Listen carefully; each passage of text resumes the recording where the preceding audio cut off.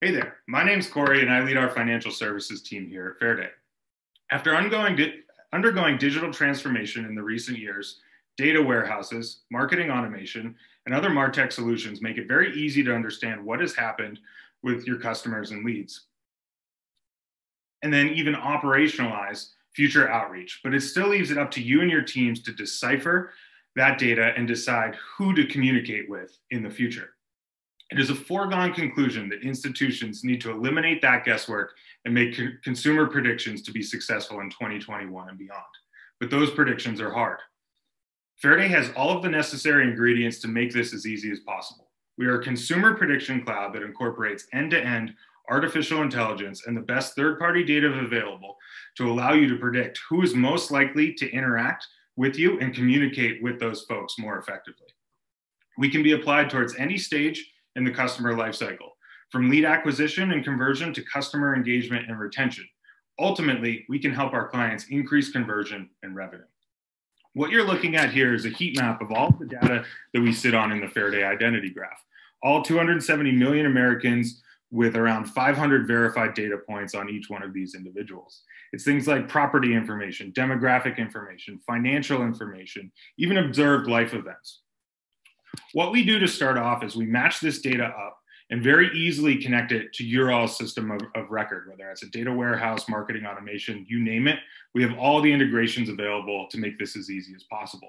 Once that data is matched up, we have a very clear idea of who your all's best customers and leads are, and we can even segment and slice and dice that data in any way. In this case, for this fictitious financial institution, we're taking a look at customers in New York compared to customers in LA. Obviously, from the map, it's very easy to see those differences, but as we drill in even further, the key differences in the data start to rise to the top. In this case, annual temperature between those two locations, or, do they have a pool in their house would be two examples of this. We can even get down to, the net worth of those two different population sets. Again, we can slice and dice this data in any way, and it's more of a byproduct of just matching up all of this information to then allow us to make personalization predictions on top of it. Speaking of that, let's jump over into our personas tool. So the first thing we do once we set up and connect all of that information is run clustering models and essentially identify the different groups of folks you all interact with on a daily basis. Obviously, there's some key differences within these different types of people, and you're going to want to communicate with these people more effectively.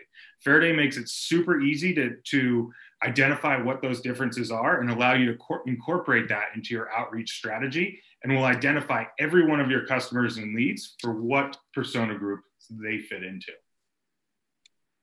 Hey, Corey, a quick question for you. So I'm sure some people in the audience probably already have started thinking about segmentation, may even have some persona groups built out. But my question is this: do you always start from scratch? No, if you already have some of that work already done, we can take that data-driven analysis and apply that to the work you already have. The key for us is to really take that data-driven approach and allow you to key in on every one of your customers and leads and which group of people, personas, those people fall into.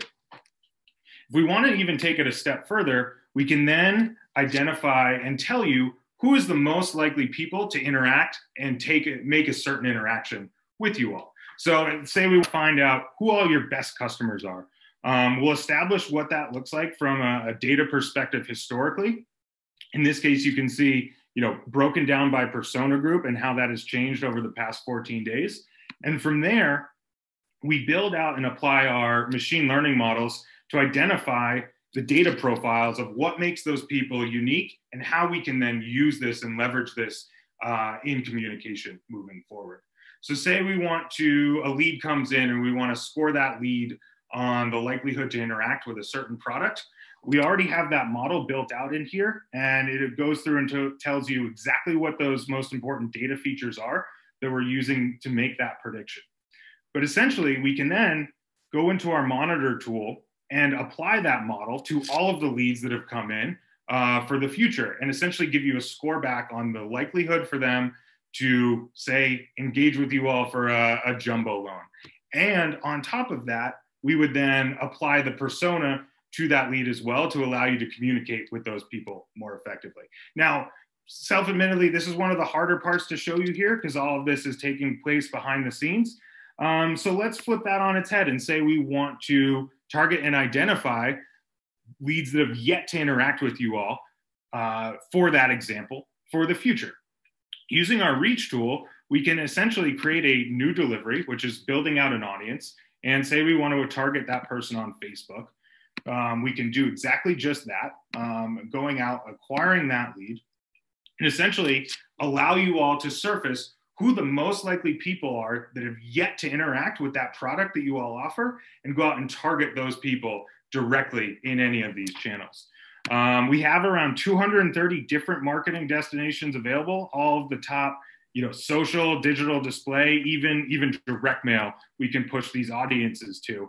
And essentially it eliminates all of the guesswork of hoping the best fit leads fall into those audiences, and allow you to target based off of known identity and people that have the most likely to interact with you and your content. Hey, another question here. So this is really cool, but don't a lot of ad channels offer similar forms of audience creation? My question, I guess, is how is Faraday different? Yeah, Greg, great point. And that is the case. So a lot of those tools, though, are based off of user online behavior. Faraday eliminates that, and we're curating our audiences entirely off of verified data points that we know to be true. The benefit of that for us is we're able to surface leads that those channels wouldn't be able to surface, and we ultimately outperform those channels. And the other cool thing that we can do with Faraday, and this kind of barely scratches the surface in the time we have available, but we can apply these models back to a map as well. So essentially, in this view, taking a look at the greater New York area, identifying population densities of potential leads in those locations, allowing you to target different locations, even anonymous SEM channels. We can apply bid modifiers to that as well. Awesome, man. Corey, I love that map. Last question for you. Is there an easy way to test Faraday out? Yeah, Greg, glad you asked. Announcing here at Finovate, Faraday is launching a Taste of Faraday. Essentially, it's a very easy way for us to take a look at your all's customer information and apply some simple segmentation to that, and allow you to see the breadth of data that we have. At the end of the day, Faraday is designed to be a layer of consumer predictions to enhance your all's current marketing stack. Our goal is to allow you to better understand your leads and customers. As I mentioned, we have that free tool to use. If you're a consumer-facing product and would like to find out more, please stop by our virtual booth after this. Obviously, there's a lot that we weren't able to talk about, but we can show you specifically our approach and what that would look like. Look forward to speaking with you.